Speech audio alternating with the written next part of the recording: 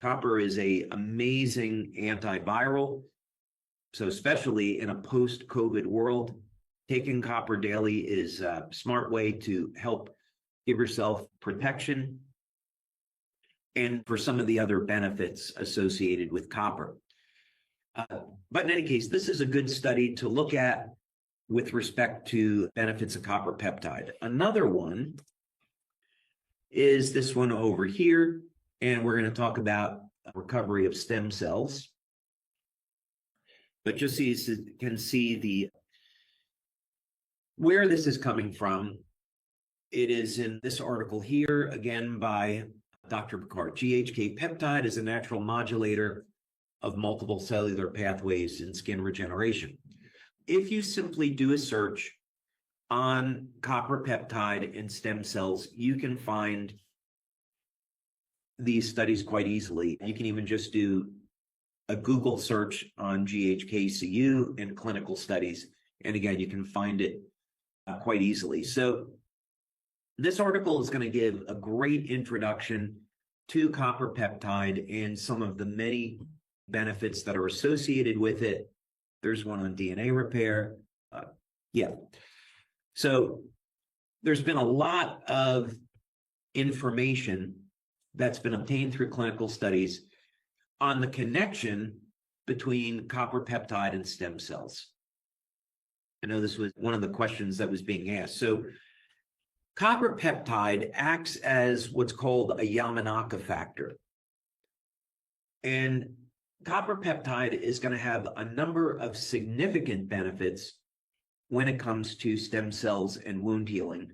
And that's quite evident by all the clinical research. So how does this work exactly? First thing is that all of the benefits of copper peptide eventually trace back to the use of this peptide as a gene modulator, meaning it's going to reset genes to a younger, healthier state. When we're looking at stem cell activity, the relevant gene is P63, is going to turn on the ability of stem cells to proliferate. So in other words, let's say that you have an acute or chronic injury. Few things there. First thing is there's an inflammatory response. So if you want to heal from any chronic injury or chronic health condition, you've got to get the inflammation under control.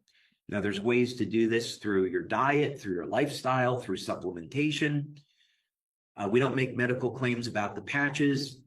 Elevating glutathione, using a product like Eon helps to manage inflammation. The only thing we claim about that is that it's useful for stress reduction and useful for managing pain.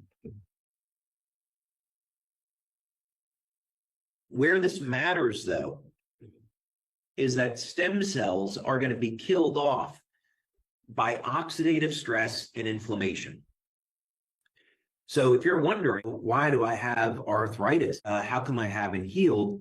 You've got to get the inflammation under control so the stem cells can go in there and repair the damaged tissue. So copper peptide is going to be part of reducing inflammation and managing it. It's going to make the stem cells act and behave like younger, healthier cells, and it's going to allow the stem cells to get to where they're going.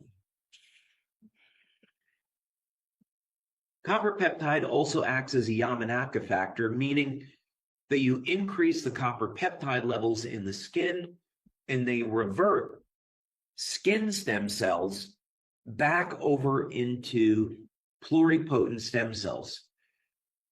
Those pluripotent stem cells then get into the blood, get into your circulatory system, and go to where they're needed. So elevating copper peptide has enormous benefits when it comes to repairing damaged systems in the body. This was also something I thought worth mentioning. It's with VEGF. When we were doing our stem cell research at the National University of Ireland in Galway, this was the key growth factor that we were looking at. VEGF, vascular endothelial growth factor. And that's because of the obvious benefits that VEGF is going to have on the circulatory system, on the cardiovascular system.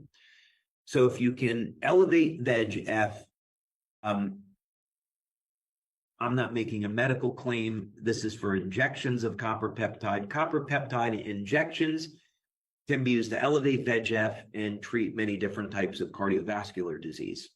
So that's the interest in it. And of course, you study MSC stem cells, which I pronounce as mesenchymal because that's how they pronounce it in Ireland. I know there's other pronunciations for that. Okay. That might have been a very roundabout way of answering that question. So thank you for bearing with me.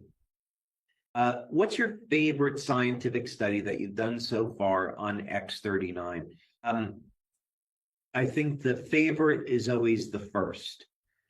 When you're an inventor and you create something, with a lot of prayer, by the way, to me is always the best way to create is through prayer, through divine guidance. So you're getting the truth.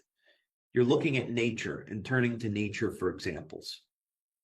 So you're doing things in harmony with the human body and for the planet. But when you're developing something new and you do a study and you see for the very first time, okay, I'm not crazy. This thing actually works.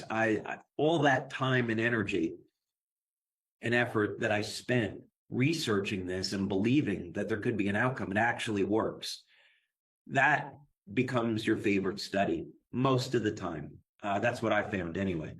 So, in this example, this was a small pilot study, but we have many more studies now. Again, the science section of the website, but we've done our double-blind studies at this point on using blood studies, measuring increases in copper peptide.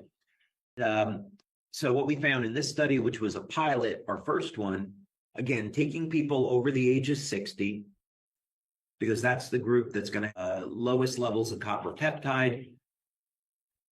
We found that just after one day, that GHK is going to increase to statistical significance. And then, of course, once you synthesize GHK, which has its own benefits, it then binds with copper and becomes copper peptide. And we do, in fact, get statistical significance on this within the first week of using X39. So this study is fantastic because it was our first confirmation that the patch worked. And it also showed that using X39 the first day would produce a benefit. Electromagnetic radiation. So let's say that you put something inside a box that is covered with a copper screen, a copper mesh, and then you ground the copper, electromagnetic waves can't get through. There's a variety of reasons why you would want to do an experiment like that. When we're talking about 5G, Wi-Fi, Bluetooth, all this synthetic radiation, the reason why we should be concerned about this is because studies have shown that this microwave energy does in fact damage healthy tissue. We can more than 15 years look at studies done at the University of Colorado School of Medicine, and we see holding a cell phone up to your head will increase heating in brain tissue and damage brain tissue. So you should never hold a cell phone up to your head. These are microwave energies. So if we look at 5G, it's going to be a microwave of 2.4 gigahertz and higher. Now, 2.4 gigahertz is the same frequency as a microwave oven. And the way a microwave oven works is that it causes water molecules to rotate. And this generates friction and generates